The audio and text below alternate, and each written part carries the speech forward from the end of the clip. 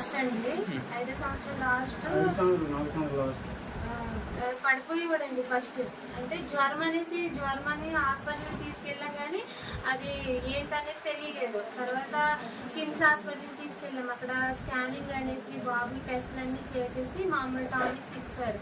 కానీ అంత మీద కూడా తగ్గలేదండి బాబుకి. అది తగ్గపోగా మళ్ళీ ఊళ్ళో జనాలు ఏంటంటే ఈ పలానా హాస్పిటల్కి వెళ్ళండి అని చెప్తే బొబ్బు సరైన దేవ హాస్పిటల్కి వెళ్ళామండి. ఆయన ఏమో కొన్ని రోజులు టెస్ట్ చేశారు, బాబుని చూశారు, మెడిసిన్ ఇచ్చారు. ఆయన కూడా ఏం చెప్పలేదు మాకు, పలానా ఈ వ్యాధి అనేది చెప్పలేదండి. టానిక్స్ ఇచ్చారు, టాబ్లెట్స్ ఇచ్చారు. ఆ టాబ్లెట్ మీద బాబు ఏంటంటే బాగా పవర్ ఎక్కువైపోయి బాబు ఫిక్స్ వచ్చి బాగా కొట్టుకొని వాళ్ళంతా చెమటలు వచ్చి చల్లబడిపోయాడండి మనిషి. ఆ రోజు 4ంటికి, సాయంకాలం 4ంటికి తీసుకుని వెళ్తే పలానా హాస్పిటల్కి తీసుకెళ్ళండి అమ్మా అనేసి చెప్పారు. వైజాగ్ గిద్దిల్స్ హాస్పిటల్ మాకు చెప్పారు. అక్కడికి వెళ్ళిన తర్వాత వాళ్ళు టెస్ట్లు అన్నీ చేసి ఒక వారం రోజులు ఉంచారండి.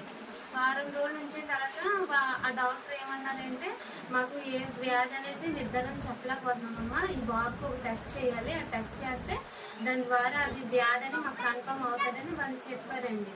వాళ్ళు చెప్పిన తర్వాత బాబుకి వెన్నుపూస నుంచి వాటర్ తీసారండి. వాటర్ తీస్తే ఆ వాటర్ ఏమో దిగి అక్కడికి పంపించారు టెస్ట్కి పంపించిన తర్వాత మమ్మల్ని వెళ్ళిపోమన్నారు. మేము వచ్చిన తర్వాత వారం రోజులకి మళ్ళీ వాళ్ళే ఫోన్ చేస్తారు రమ్మని.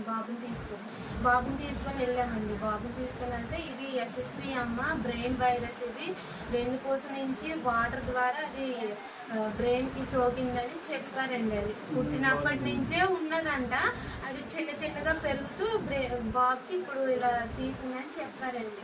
చెప్పిన తర్వాత వాళ్ళు చెప్పేశారు, మరి బాబు అయితే బతకడమ్మా, మీరు ఎంత ప్రయత్నించినా మెడిసిన్ ద్వారా కొన్నాళ్ళు బతుకుతాడు, నేను ఇంకా బతకడు అనేది చెప్పేశారండి.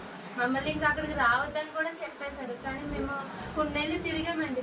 మా బాబు మాకు కావాలనేసి, బాగా పైన జ్వరం వచ్చినా వైజాగ్ తిరుగుతూనే ఉన్నామండి. కానీ వాళ్ళు ఏంటంటే లాస్ట్కి బాబుకి మాటలు రావడం కూడా ఆగిపోయింది. తినడం మానేశాడు, మాట్లాడడం మానేశాడు, నడవడం మానేశాడు, కూర్చోవడం మానేశాడు.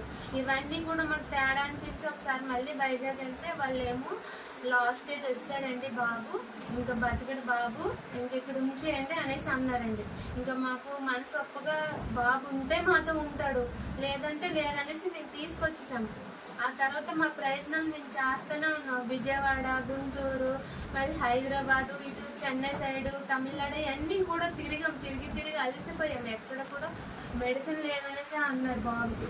కానీ లాస్ట్లో మా చెల్లి అంటే హోమియోపతి అక్క నువ్వే మేడకు మెడిసిన్ ఉంది అనేసి అంటే హోమియోపతి వాళ్ళకి ఫోన్ చేస్తే వాళ్ళు రమ్మని అపాయింట్మెంట్ ఇచ్చారండి.